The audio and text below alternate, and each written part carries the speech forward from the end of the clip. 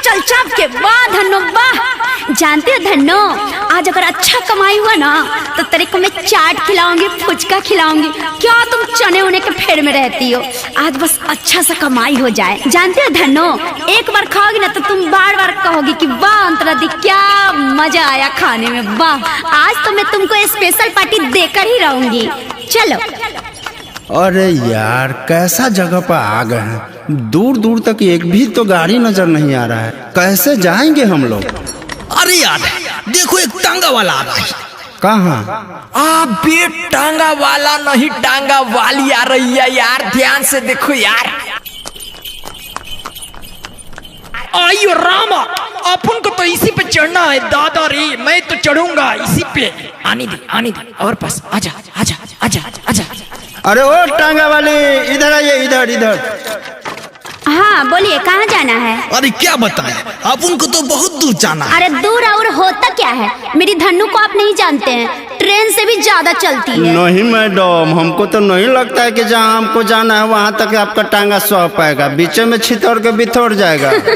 अरे बाबू, अभी तुम जानते नहीं हो मेरा टांगा कितना जगह को लांघा, समझे? आइयो रामा। ओए आई हूँ सज के सबर के बाबू, तो निशा रखो अपना दिलवा पे काबू।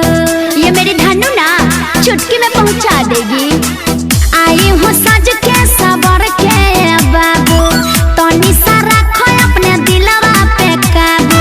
लाखों में एक है धन्नो मेरी प्यारी, कल टांगा के सवारी चढ़ा पारा पारी।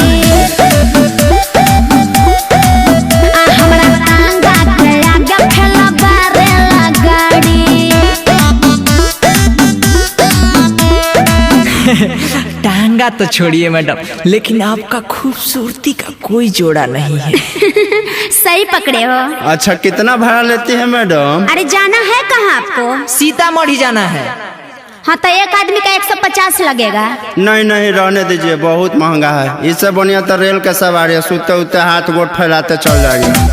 अरे आपको पता है कि टांगा का सवारी शरीर के लिए कितने फायदेमंद है? अच्छा, वो कैसे मैडम? देसी हवा में रे टांगा पर मिलेगा, रे टांगा पर मिलेगा। दहिया के दर्द बहरी निकलेगा, रे बहरी निकलेगा। अरे बाबा, अपन तो इसी पे चढ़ेगा। देसी हवा में रे टांगा पर मिलेगा, दहिया के दर्द बहरी निकलेगा। फेल बाबे एकरा आगे टाटा सफारी, कल टांगा के सवारी चढ़ा पारा पारी।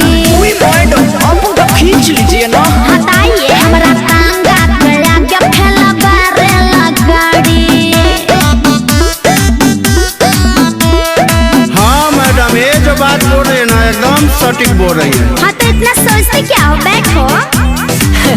अच्छा मैडम, आपका नाम क्या है और एक दिन में आप कितना कमा लेती हैं? ठीक है, ठाक हो जाता है खाए पिए भर। टांगा चला के मैं पैसा कमाती हूँ, पैसा कमाती हूँ। घर का सारा खर्चा मैं ही उठाती हूँ, मैं ही उठाती हूँ। ओह सो सैड।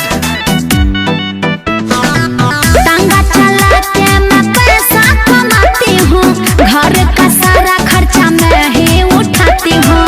अंतरा है नाम मेरा, हूँ संस्कारी, कल टांगा के सवारी चढ़ा पारा पारी। हमरा टांगा के आगे फैला बारेला गाड़ी। ये लीजिए, आगे आपका द्वार। धन्यवाद मैडम, बहुत मिला आपका प्यार। अरे बाबा, जिंदगी रहेगा तो मैं चढ़ूंगा बार बार।